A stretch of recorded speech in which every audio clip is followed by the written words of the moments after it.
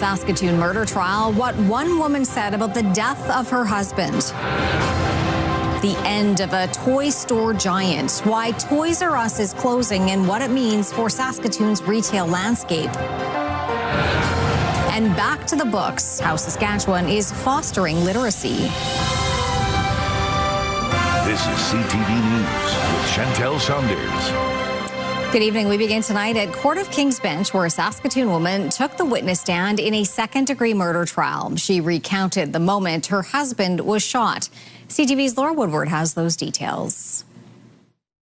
Eva Pritchard told court about the moment her husband took his final breath. Arden Panapakisik, her spouse of 19 years, was killed on February 10, 2024, inside their home on Avenue K North. This surveillance footage shows police arriving to the scene. 23-year-old Caitlin Desjardins Kelly is charged with second-degree murder. Pritchard testified she doesn't know the accused very well, saying she had only met him once or twice as a guest of their roommates, often referring to him as the kid. She told court her husband and the kid got into an argument that turned into a shootout. Pritchard testified that the accused left their house but quickly returned and shot her husband in the neck. Pritchard said the kid fled and she ran to her husband, who was holding on to the washing machine to prop himself up. Quote, "I stood there holding him. The blood just wouldn't stop coming out of his mouth. I heard him take his last breath and we both dropped to the floor." As the trial continues this week, more witnesses are scheduled to take the stand, including police officers and forensic experts. Laura Woodward, CTV News, Saskatoon. A childhood classic is leaving Saskatchewan. Toys R Us stores in the province are closing as part of nationwide shutdowns. Stacey Hine has more on the reasons why and what it means to the retail landscape.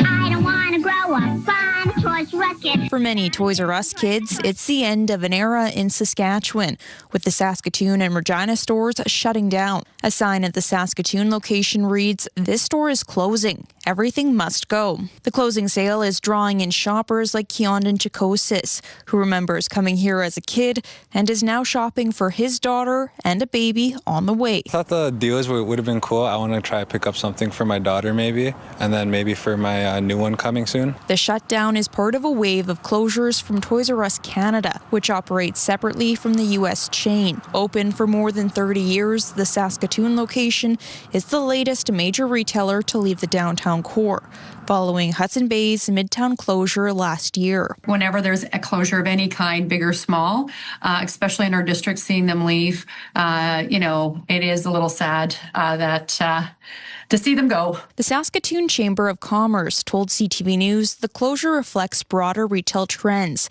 including the shift to online shopping and price pressures facing young families. CTV News reached out to Toys R Us for comment on the closure, but did not get a response. On its website, the retailer says it's making improvements and that online shopping is temporarily unavailable. The Canadian Press reports 6 suppliers, including the makers of Paw Patrol and Gabby's Dollhouse, are suing Toys R Us over alleged unpaid bills, while landlords are seeking more than $31 million in alleged unpaid rent. The allegations have not been tested in court, and the company has largely denied the claims. Meanwhile, for many Saskatchewan families, the last run through Toys R Us is coming to an end. Stacey Hine, CTV News, Saskatoon. Sask Power says its grid remains strong as weekend weather strained power grids across the continent. A strong winter storm with heavy snow and freezing rains affected people from West Texas all the way to eastern Canada on Sunday. More than 500,000 Americans were without power. Sask Power says between Friday evening and Monday morning, it sold power to 14 states in the Midwest. With temperatures dropping below -30, demand remained consistently above 3,500 megawatts during the weekend.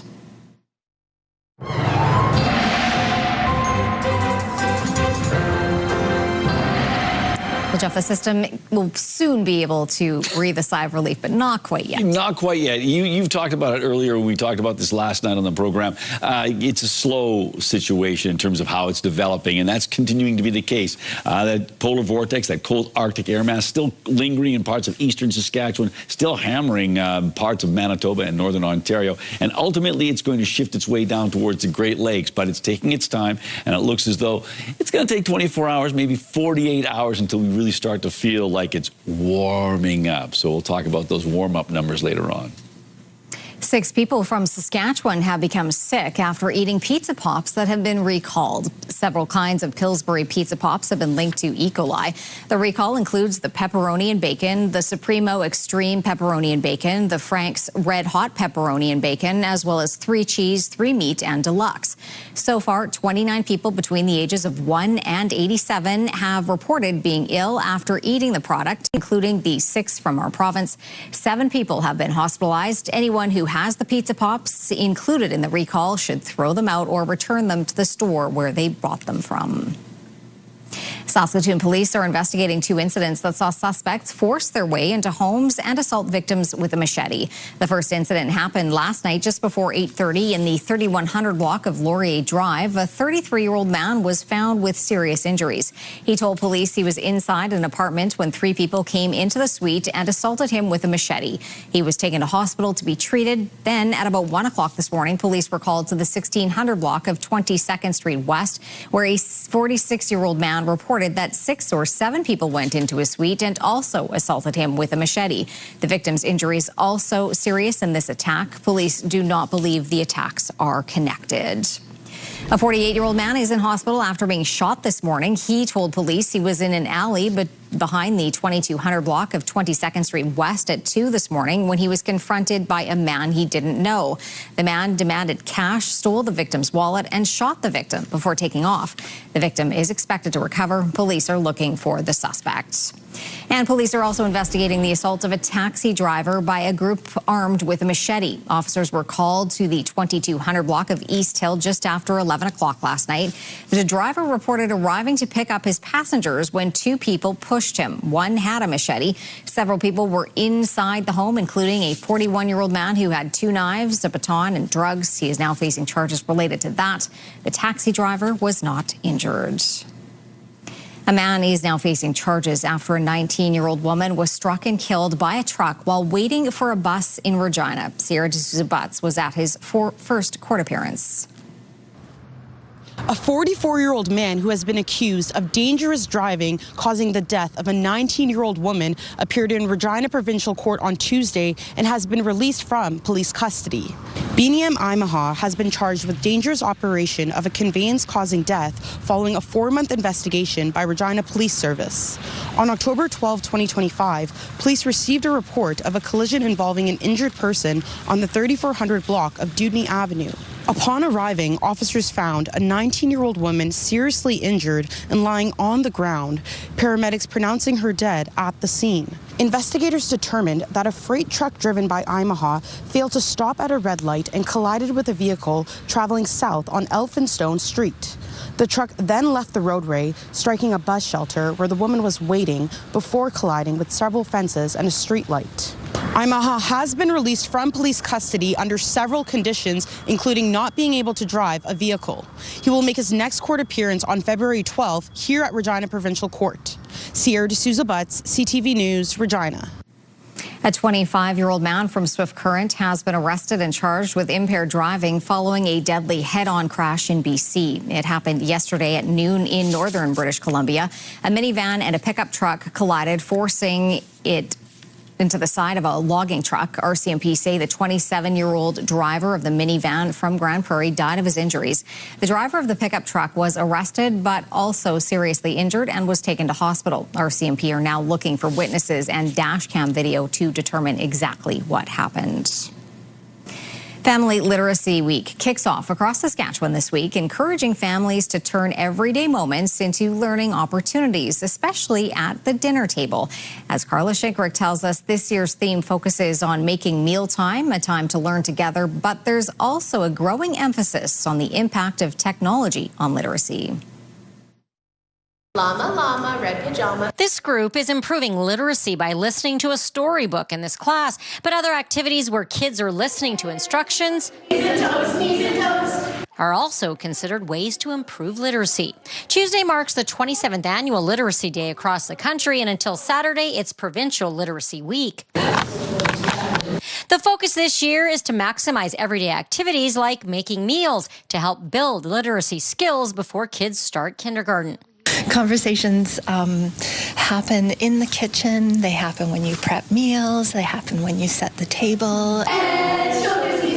For this mom, classes like this one for preschoolers called Learn to Soar are a valued part of teaching her 3-year-old. We just dropped in to listen to some stories and play some games. For Madden to meet some new friends and learn some stories, play some games. Saskatchewan families and literacy partners are coming together this week to celebrate learning, which begins at home. Learning starts from birth, if not even before.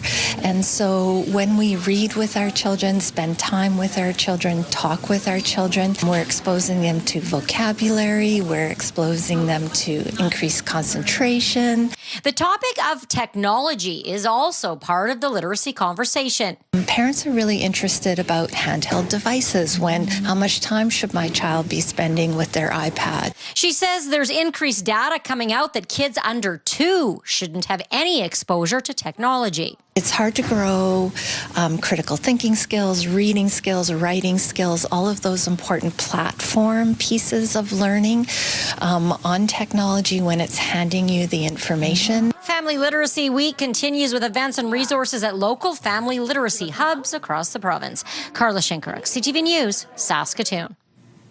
The town of Indian Head plans to fight a federal government decision to close the agricultural research station in the community. The facility has been conducting research into crop production and farming practices since 1887. As Wayne Mantika tells us, the town believes the work done is vitally important to farmers. The mayor of Indian Head was shocked to learn that Ottawa plans to close the local agriculture research station. They did research into, from what I understand it, of making better crops, more protein, higher yields, different things like that, stuff that grows better in our climate. Is it a necessity? Yes, I think it is a great thing for the farmers, and they're doing the research to help them along with their production. Closure of the research facility will cost the community about 40 good-paying jobs. It's the second major blow dealt the community by Ottawa in little over a decade. Back in 2012, the federal government announced closure of the Indian Head Tree Nursery, which cost the community 70 jobs.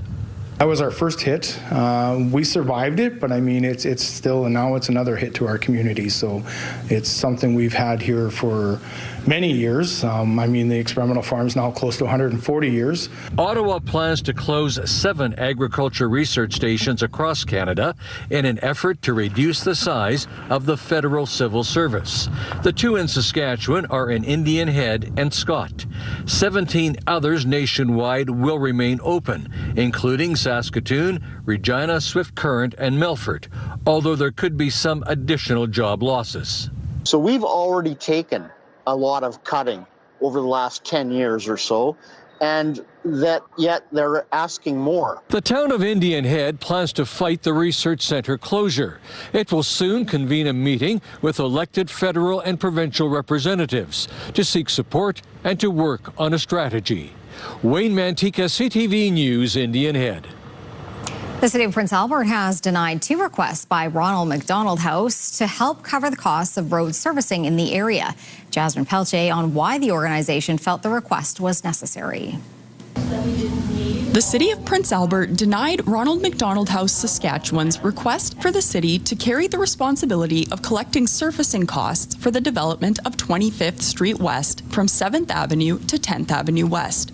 Just the asphalt and pavement portion of it, and that is what we are requesting. We don't pay up front the full 25th Street cost, and we just pay for our portion of that pavement. The organization previously entered a separate agreement to carry water infrastructure costs for the street and to collect contribution or reimbursement from benefiting property owners. We are covering our costs as per our agreement with the city. We hadn't finalized the agreement on the surfacing, and so I felt it was our opportunity to revisit that and look at ways that we can perhaps work together. Ronald McDonald House previously said it would take reasonable action to enter an agreement for paving with comparable payment responsibilities to the water infrastructure agreement. The organization has more than 5 acres of land at this location, but has determined only 2.7 acres are needed for the build. Some of the remaining property is not suitable for construction, but the organization plans to use it for community space. A second request by the organization to only pay development levies on the 2.7 acres was also denied. As a council, I feel we have a responsibility to apply our policies consistently and fairly. Assuming private development costs, even for a valued nonprofit such as Ronald McDonald House, sets a precedent that we can't sustain. Administration says the request is not in alignment with existing policy. Jasmine Pelche, CTV News, Prince Albert. Parks Canada has announced campers can start booking reservations for the upcoming season on Friday. Prince Albert National Park's Beaver Glen Campground will open from May 14th to October 11th, but residents can secure their camping spot starting Friday at 8 a.m. Red Deer Campground will open for the peak summer months of July and August as electrical upgrades will be installed in the spring and fall. Reservations for Red Deer Campground will be announced at a later date. The Canada Strong Pass offers a 25% discount on camping fees from June 19th to September 27th. Reservations can be made by phone or online through the Parks Canada website. Still to come, a war of words between the leaders of Canada and the U.S. Also, the debate over banning social media for minors.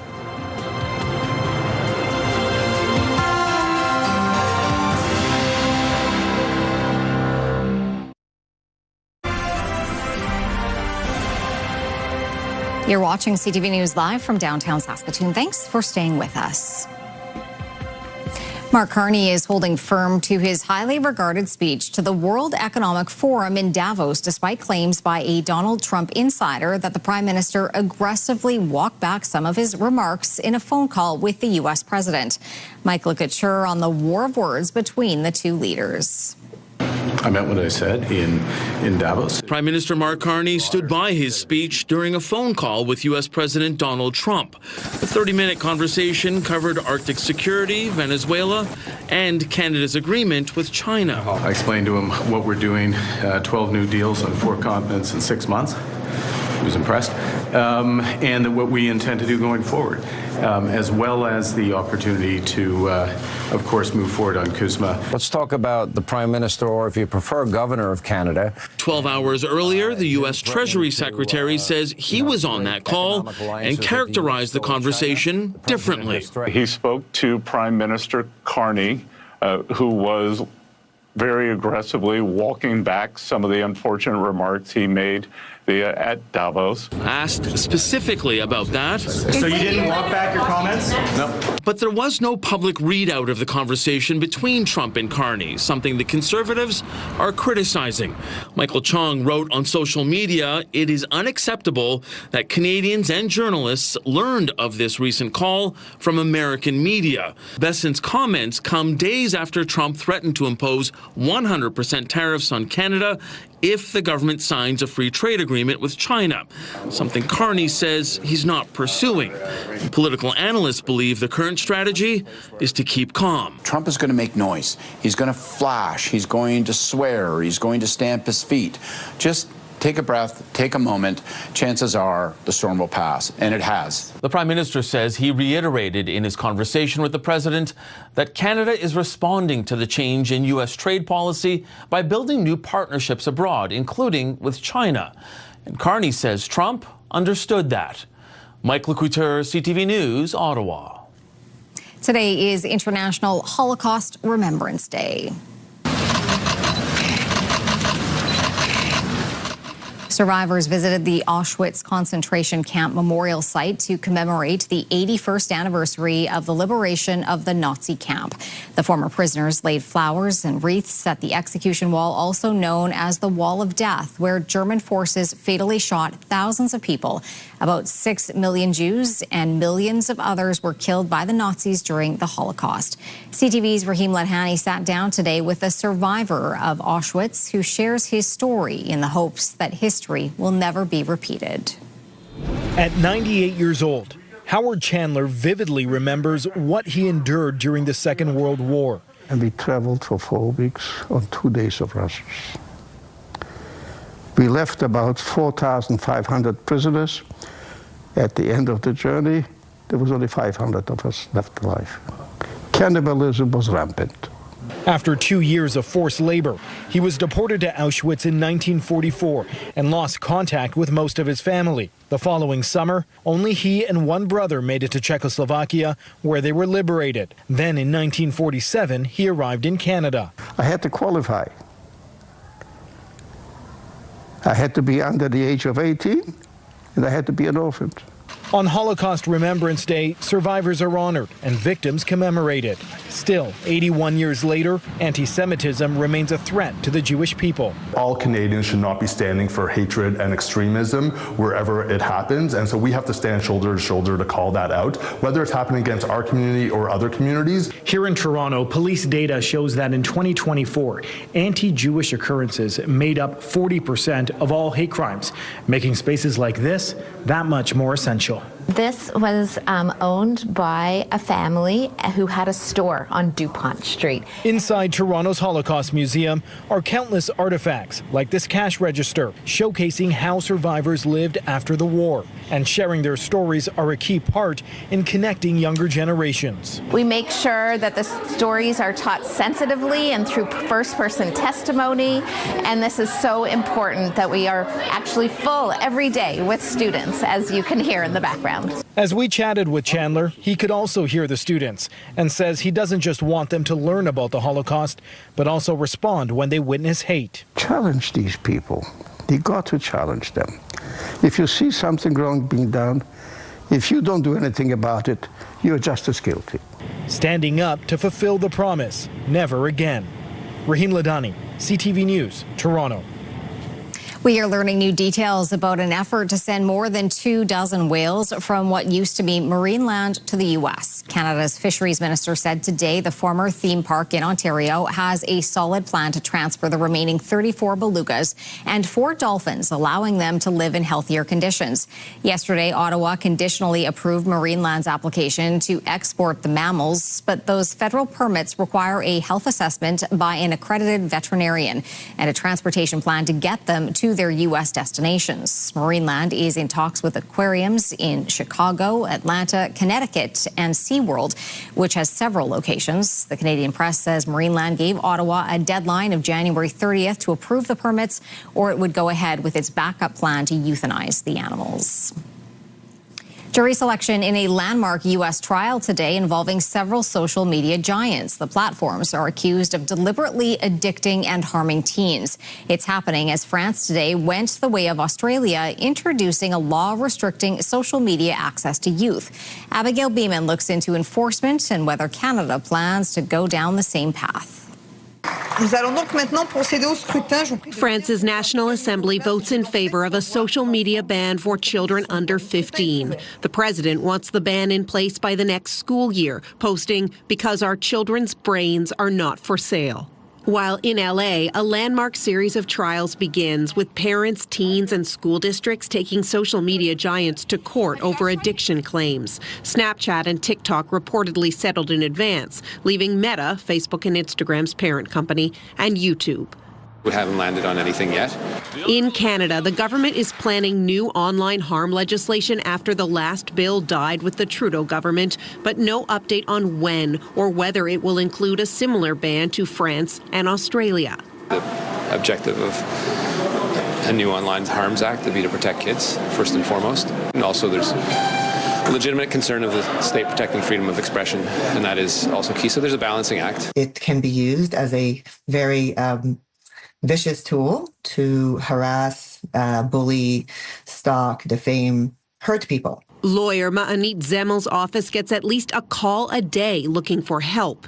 She's calling for nuanced regulations that are enforceable and tailored to specific harms like cyberbullying or overuse, saying a full-out ban is not the answer. The kids just get around it by using, whether it's VPNs or just saying they're older. And, you know, from a legal perspective here, it might be challenged for all kinds of reasons. CTV News reached out to Snapchat, TikTok, YouTube, and Meta. By deadline, only Meta responded, saying they'll comply with any regulations, but governments considering bans should be careful not to push teens towards unregulated, less safe sites. Abigail Beeman, CTV News, Ottawa.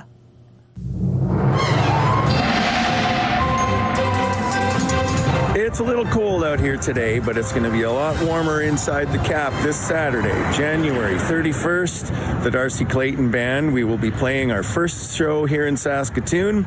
All new songs, all new band, and we cannot wait to see a whole bunch of people coming out to be entertained. Shows at 8, tickets available at Show Pass. Please go and get them in advance and save yourself a few bucks. So we know it's going to be warm inside, but we got to get ourselves to the gig. Jeff, what's the weather going to be like? Well, Darcy, it's going to be pretty good. By the time we get to Saturday, temperatures are on the rise, and we're getting into above seasonal temperatures. So all in all, things are looking good. Maybe the chance of a little light snow. There's a chance, about a 60% chance of flurries on Saturday. But look at that, -3 for a daytime high. And once again, showtime is 8 o'clock, but VIP doors open at 6 o'clock, general admission at 7 o'clock. And once again, you go to showpass.com to get your tickets for the Darcy Clayton Band on Saturday night. All right, now let's take a look and see what we got going on. Our numbers right now. -16 degrees in Saskatoon, -19 in Prince Albert, and -15 in the Battlefords. And as you can see, not particularly windy, a little bit more of a moderate wind in the Battlefords right now, so that -15 feeling a little closer to -18, -20 thereabouts. -16 for Saskatoon's high, -11 is typical for this time of year. 6 degrees is the record warm temperature from 1976, the record cold temperature. Oh, it's cold. -46 back in 1950. The sun came up at 8:55. It went down at 5:45. Coming up, a big concert coming to Saskatoon, and later a Canadian taking his love of cooking and the classroom overseas.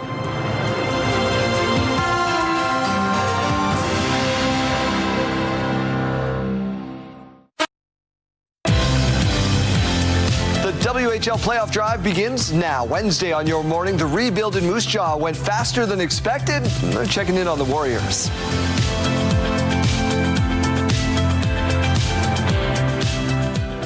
All right, welcome back. Taking a look through the live lens of Skycam. We've got a bit of a shelf cloud there, and some blue on the horizon, and not quite as picturesque as it was last night. Temperatures, as I mentioned earlier on, will be slowly rising to above seasonal values. We'll talk about that in a little bit here, but let's take a look at our satellite and radar shot. We can point out, if your travels are taking you out to the West Coast, expect a rainy weekend out in BC. It could be quite soggy, and that certainly goes for Northern California up towards BC as well. For us, though, the big deal of the day is the Arctic air is moving out of Saskatchewan and eventually out of Manitoba into other parts of Canada, and eventually it sort of dissipates or recedes. But ultimately, we're not dealing with a lot in the way of precipitation, but it is a slow warm-up. So -16 again, -19 in Prince Albert, -15 in the Battlefords. For our hot and cold spot, well, Cypress Hills Provincial Park was on the plus side at 3 degrees today. At -33 degrees, that was Uranium City, and they were the provincial cold spot. Around the province we go, it is -13 degrees right now in Lloydminster and Moose Jaw, but -8 in Swift-Current, -17 in Regina and Estevan, and a chilly -22 in Yorkton. Into central parts of the province, temperatures ranging from -22 degrees in Nipawin up to -12. That's in Kindredley. It's -16 in Meadow Lake, -21 in Wynyard, -17 in Watrous, -18 in Waskesiu. Into the -20s on all the locations on our northern part of the map. -21 is the warmest it gets. That's in Sandy Bay, Island Falls, and -27 in both Stony Rapids and Key Lake is the cold spot on this part of our map. -single digits in Leader, Maple Creek, East End, and Cornack. Otherwise, temperatures are on the cool side. It's not so bad in Assiniboia at -10, but decidedly colder up around Melville, where it's -22 degrees right now, -20 in Indian Head, -17 in Carlisle and Weyburn. All right, let's take a look at that futurecast. Well, the good news is the pressure lines, those isobar lines, they are not very close together, and so we're not expecting a big-time windy situation. Maybe wind gusts up around 40 clicks in some places, but we don't expect it to be a long-lasting windstorm like they're dealing with out on the West Coast. Still some extreme cold warnings in effect for northern areas of the province. Making our way to our roundup for temperatures tomorrow and sky conditions. A mix of sky conditions for northern areas, -20 in La Ronge, -25 in Stony Rapids, -16 in Buffalo Narrows, -21 in Key Lake, -11 in both Meadow Lake and Rosetown, -9, in Kindersley, -13 in Spiritwood. Cloudy conditions in west central Saskatchewan. Also cloudy in the southwest with a high of 0 in Maple Creek, -7 in Leader, and Swift Current -11 in Outlook, -19 for Yorkton, and then temperatures hovering around that -12 degree mark thereabouts for Regina, Moose Jaw, and Estevan, and temperatures in and around -17 or -18 in east central Saskatchewan. Generally speaking, we're looking at mainly cloudy skies. Dropping down to -18 with a chance of flurries in the Battleford tonight. A cloudy sky tomorrow, but wind gusts up around 40 clicks, and then -11 on Thursday, so seasonal temperatures, and then above seasonal as we make our way into the weekend and next week. Prince Albert's overnight temperature -28, but warming up to -18. Still below seasonal, though, but then closer to seasonal temperatures on Thursday, and above seasonal numbers start showing up on Friday. A chance of flurries on Saturday. And finally for Saskatoon, dropping down to -21 degrees, a slight chance of flurries. Cloudy skies, wind chills up around -20 degrees tomorrow, and then -11 on Thursday, a seasonal day, -7 on Friday, Saturday -3, -6 on Sunday, -5 on Monday, and 1 week from today, mainly cloudy and -2 degrees.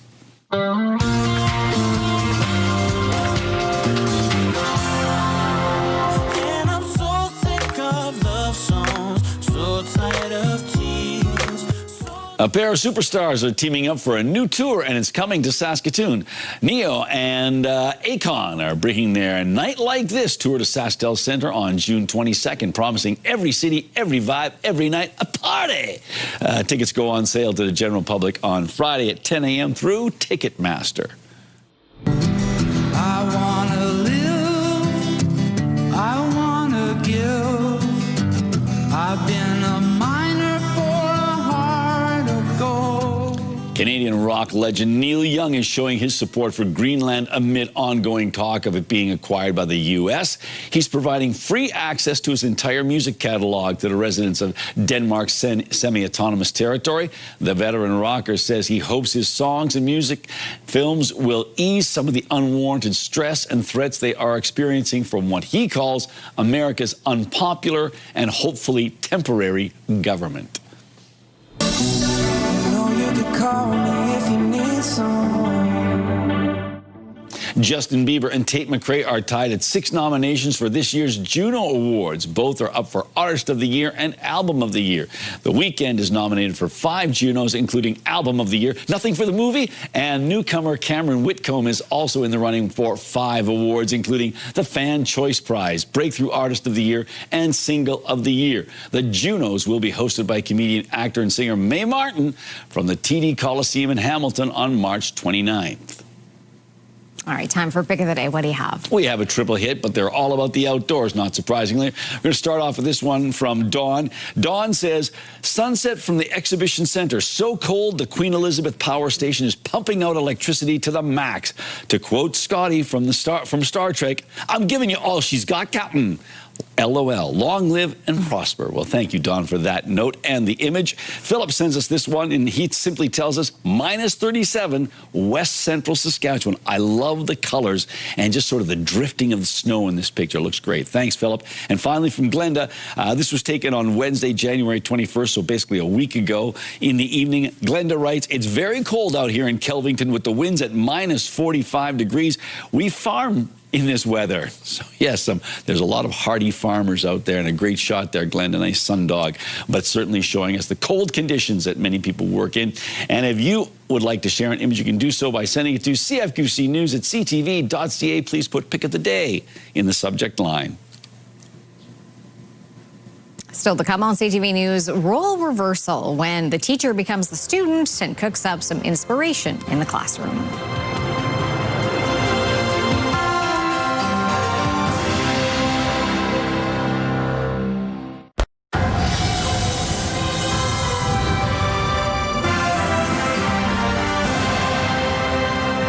A teacher from Edmonton had the opportunity to become a student on the other side of the world, taking his culinary skills to the next level while engaging in a cuisine he's inspired by. CTV's Miriam Valdez-Carletti has the story.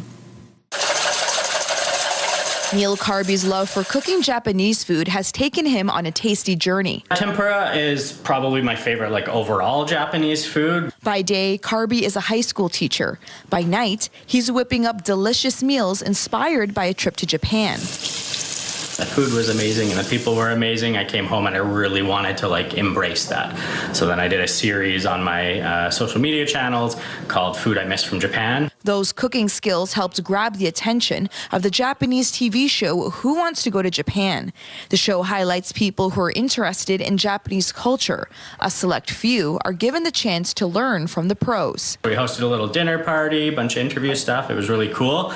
And then it was a surprise at the very end of that weekend that they were like, no, here, you're actually going to Japan. Carby and his wife had 10 days to prepare for a trip of a lifetime.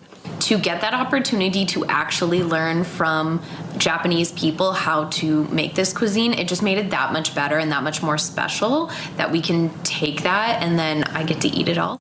From sourcing local ingredients to learning from Michelin star chefs, Carby learned the in and outs of making tempura. If an ingredient isn't going to taste better after it is tempura fried, you shouldn't be preparing it that way, so it's meant to like showcase it. Back in his own kitchen, Carby is putting those skills into practice. I think that I actually do have like skills and talent, and that helped to like validate that a little bit and gave me a little more confidence. Giving this teacher the ultimate field trip and an A+ for his cooking.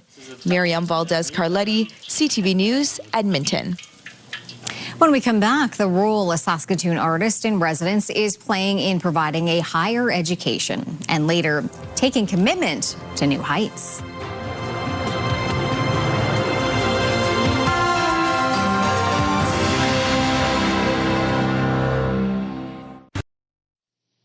All right, let's take a look and see what we've got going on with our rural forecast and starting to warm up towards the western side of the province. Temperatures at or above seasonal values, -11 in Meadow Lake and Lloydminster. And outlook, we've got -9 in Kindersley, but still in the mid to high minus teens as we make our way towards the eastern side of the province. -19 in Melfort, -17 in Hudson Bay and Wynyard. Making our way down south, not too bad in the southwestern and south central parts of the province, still in the minus double digits and certainly below seasonal in Kenora, -19, -16 in Broadview, and -14 in Carlisle. What about Raymore? Well, Raymore, yes, is also on the cool side of things. -18 degrees, partly cloudy skies, or let's say mainly cloudy conditions for Wednesday, but light and variable winds, so not much in the way of wind chill values, but still a cool -18 degrees. And Raymore is one of the many places where internet plans of up to 1 gig are available from SaskTel.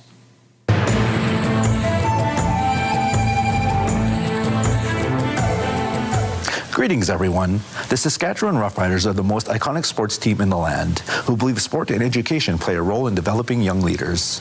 Now the First Nations University of Canada has received a one-time $60,000 commitment from the Green and White that will support incoming Indigenous students through a bursary and scholarship. Jacob Carr has more on what the investment means for students moving forward.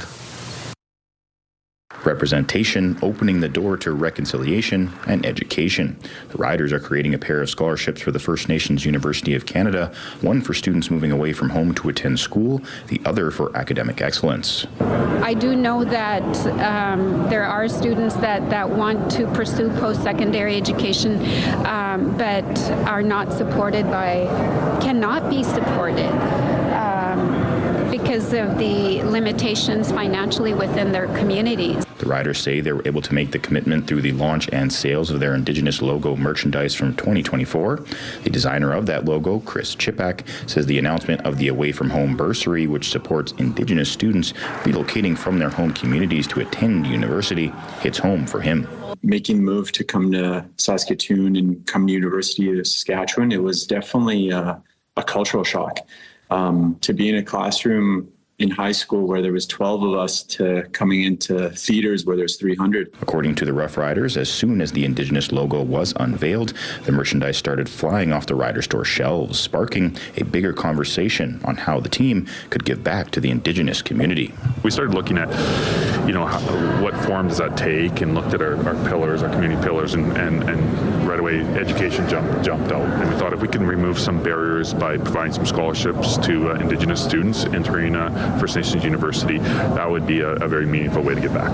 Reynolds went on to say that while the scholarships are currently a one-time commitment, the team is still finalizing profits from their colorized 2025 Indigenous logo, so similar announcements may be coming in the future. Jacob Carr, CTV News, Regina. If If you have a story you would like to see in this segment, here's how to reach us. You can contact me by email, and you can also watch past episodes and segments of Indigenous Circle on our CTV Regina and CTV Saskatoon websites. Indigenous Circle, brought to you in part by Saskatchewan Indigenous Enterprise Foundation, growing the First Nation entrepreneurial spirit. The Prince Albert Raiders are ranked the best junior hockey team in the country. The Raiders were ranked #1 in this week's CHL hockey rankings, which were released this morning. The Raiders are on a big winning streak, winning 7 in a row and 9 of their last 10 games. They sit first in the Eastern Conference of the WHL. Prince Albert reloaded up at the trade deadline, landing Vancouver Canucks prospect Braden Coots from the Seattle Thunderbirds. Prince Albert faces Moose Jaw tonight. The Saskatchewan Roughriders have secured another one of their Canadian defensive players for next season. Rourke looks to his right. That's where he throws, and that's intercepted. Taken away. Lacombo's got it. Defensive back Nelson Lacombo has signed a contract extension. The former U of S Husky had 23 tackles and an interception last year, playing safety and special teams. Drafted by the Riders 2nd overall in 2021, Lacombo missed his rookie season with a torn Achilles. It is earnings season today. A Canadian grocer shared its financial results. Morella Fernandez has that. Metro reported first quarter results that missed the mark. The grocery store chain says net earnings dropped almost 13% year over year because of what it calls a challenging operating environment. A temporary shutdown of a frozen food distribution center weighed on Metro last year. Despite the miss, the grocer is hiking its quarterly dividend. Here are the closing numbers for the day. The Canadian dollar is down to 73.64. West Texas Intermediate is up $1.76 to 62.39. Western Canadian Select down to 44.87. And the TSX gained just 3 points today. Those are your business headlines. I'm Morella Fernandez. Turning to local gas prices now, the average price in Saskatoon currently at just under $1.20 a litre. The lowest price in town, $1.14.9. On Saskatchewan markets, Cameco jumped $4.72, and Nutrien finished the day at $95.51. Coming up, when Forever takes flight. Then the Frosty Festival that has some icy art on display. Select Hair Services brought to you by Sage, the beauty bar. Stay with us. We've got another full night of great shows for you right here tonight on CTV. Well, most people get married surrounded by family and friends, but this couple did it in front of strangers. Thank you all for being here. Tina and Roger took their wedding to a whole new level aboard a Southwest flight. The flight attendant officiated while passengers cheered them on. Interesting enough, they go from their wedding straight to their honeymoon. So I guess it's, sweet deal. Cost savings, maybe. And who knew that flight attendants could officiate weddings? Yes, they can if they've got their papers. I guess so. There you go. Hopefully there's no turbulence in their marriage. Ooh, I saw what you did there. All right, well, I'm going to show you some pretty cool images. The Winter Olympics are getting closer. We know that. And Italy is also hosting the 2026 World Ice Art Championship.